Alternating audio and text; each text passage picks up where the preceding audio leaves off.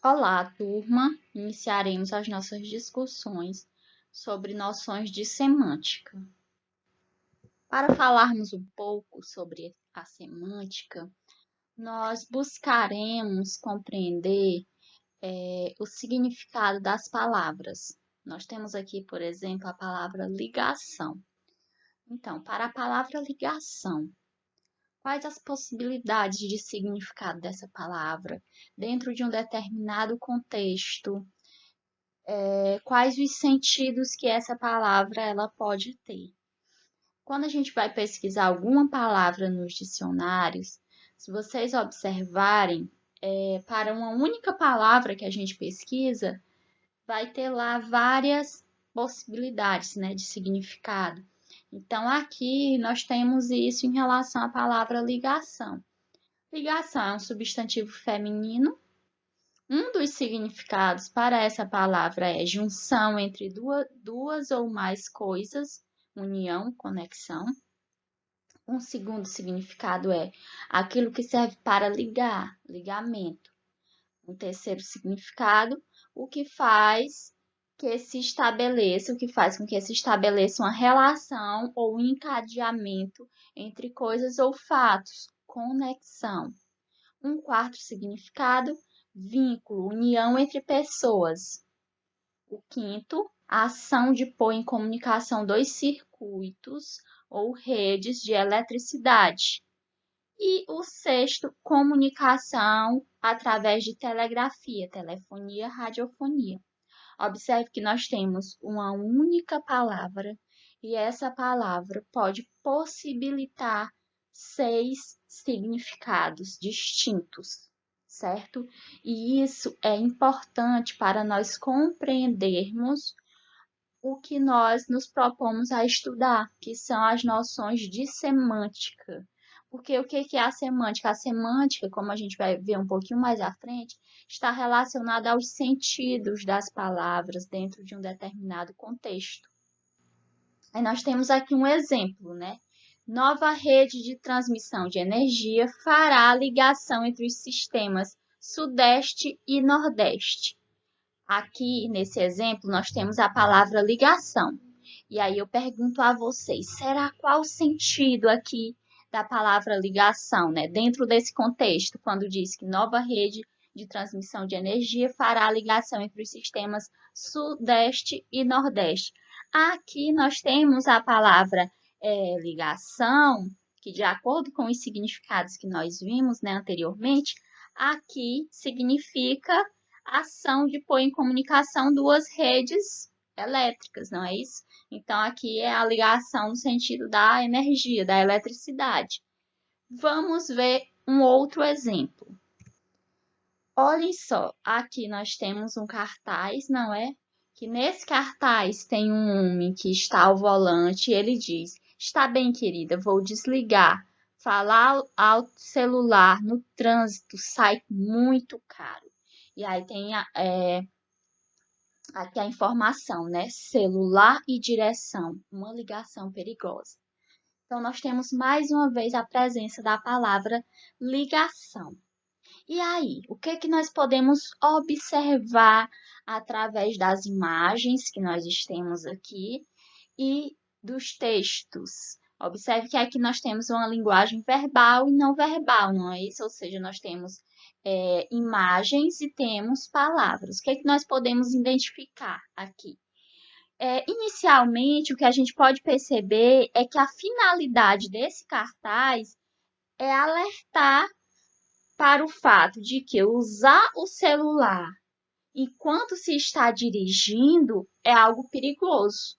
Ou seja, você pode até fazer isso, né? Mas você deve ter consciência dos riscos que isso poderá trazer, não é isso? Ou seja, a ideia é juntar essas duas ações aqui, não é? O que o cartaz está nos mostrando? As duas ações de dirigir e usar celular.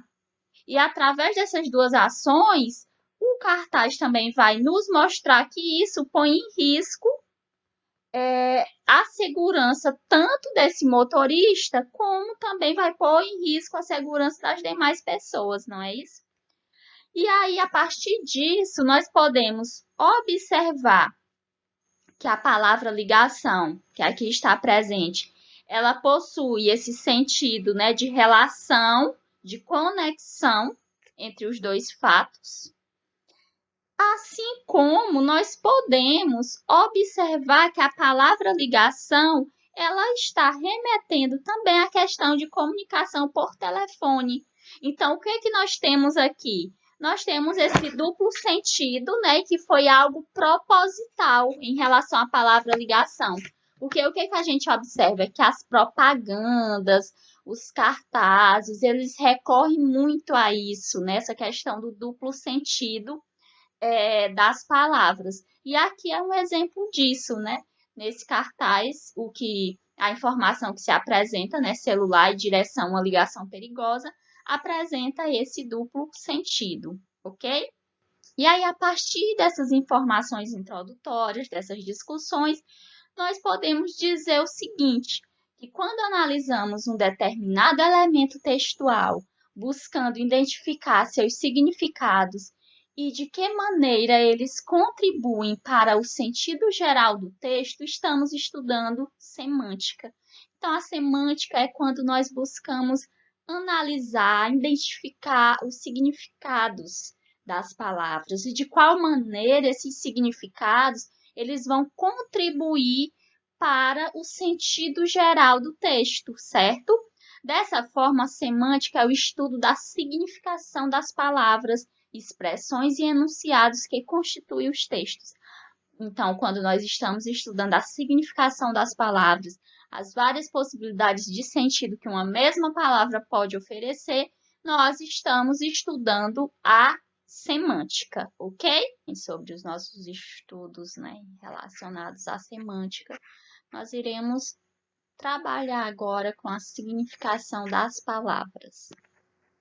Em relação a essa significação das palavras, as palavras e as expressões, quando se organizam na estruturação dos enunciados, elas podem estabelecer umas com as outras determinadas relações de forma ou sentido.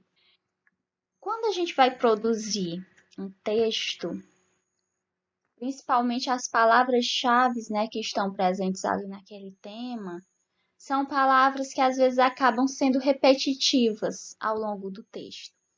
Para que eu não torne o meu texto sem coesão, para que o meu texto seja um texto coeso, né, um texto coerente, é necessário que eu compreenda a significação das palavras, para que a partir dessa compreensão eu busque a relação, a organização, a estruturação dessas palavras.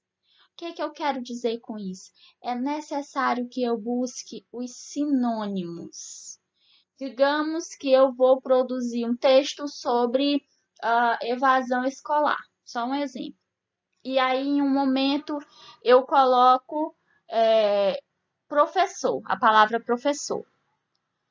Em um outro momento, para não repetir essa palavra professor, eu posso colocar o quê? Eu posso colocar docente, certo? Que assim eu vou estar produzindo um texto que seja mais coerente, mais coeso. Eu busco sinônimos, assim como em relação ao aluno, né? Eu coloco no primeiro parágrafo, digamos assim, a palavra aluno. No segundo parágrafo, eu já coloco a palavra educando. No terceiro parágrafo, eu já coloco a palavra discente, para me referir ao aluno. Por quê? Porque são sinônimos que vão fazer com que esse meu texto fique um texto mais organizado, mais estruturado, e eu não vou estar sendo uma pessoa repetitiva, utilizando sempre a mesma palavra. Que isso até é algo, quando eu sei utilizar os sinônimos, né? Quando eu compreendo a significação das palavras, é algo que contribui em todos os sentidos, tanto no momento de produzir textos, quanto também no momento de interpretar os textos, certo? Aí aqui nós temos dois pequenos trechos, né, de textos. O primeiro diz: então, já posso fazer um contrato com os italianos? O professor responde de maneira reticente: sim, o guri tem futuro, mas o pai não quer saber de ponderações. O seu rebento é o sucessor de Pelé e Garrincha, e estamos conversados. Aí o segundo texto tem como título Pivete e diz o seguinte: Lalo, apenas um nome. Na batalha diária pela sobrevivência nas ruas, às vezes, isso é tudo o que resta a uma criança. Na infância vivia em meio ao abandono e à violência. Quem é filho logo vira pai, e a morte não demora a se apresentar. O enredo da vida de Lalo é o mesmo de milhares de jovens brasileiros, castigados pela dilacerante exclusão social que afeta nosso país. Quantos pivetes ainda continuarão vagando por aí? O que nós podemos observar aqui? Tem algumas palavras que estão em negrito, não é isso? Palavra guri, rebento, criança e pivetes. Então, o que a gente observa é que essas palavras, elas são sinônimos, não é isso? Ou seja, nós temos aqui exemplo de palavras que, dependendo do contexto, dependendo da situação, eu posso substituí-las, né? Posso substituir uma pela outra e o texto continuará com o mesmo sentido, ok?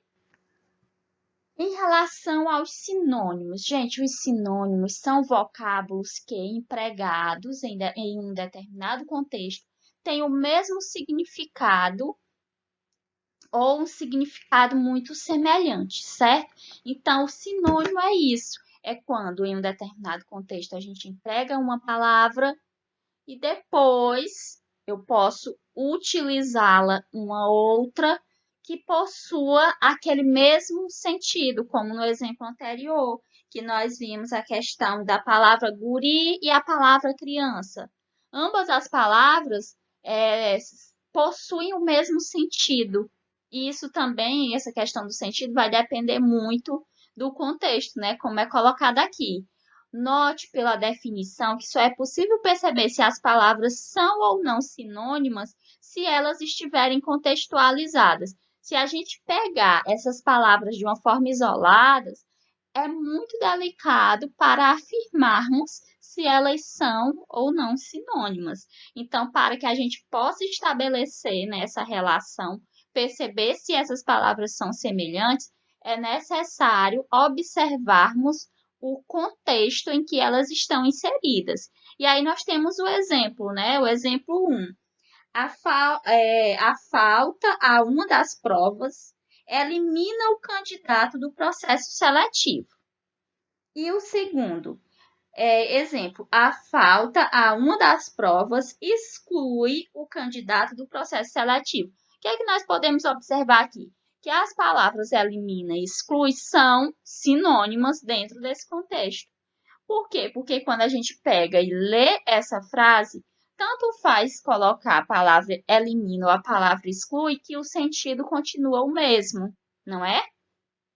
Já o segundo exemplo que diz, o primeiro diz, nos rios a ação química desse poluente elimina várias espécies aquáticas.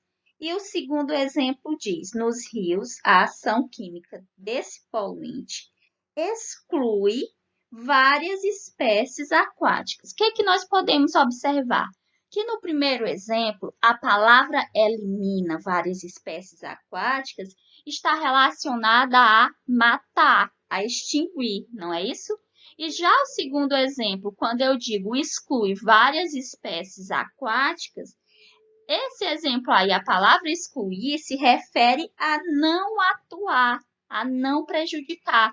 Então, é por isso que nós precisamos do contexto para que nós possamos afirmar se uma determinada palavra é sinônima ou não da outra, ok? Essa foi a referência utilizada e um abraço a todos e todas.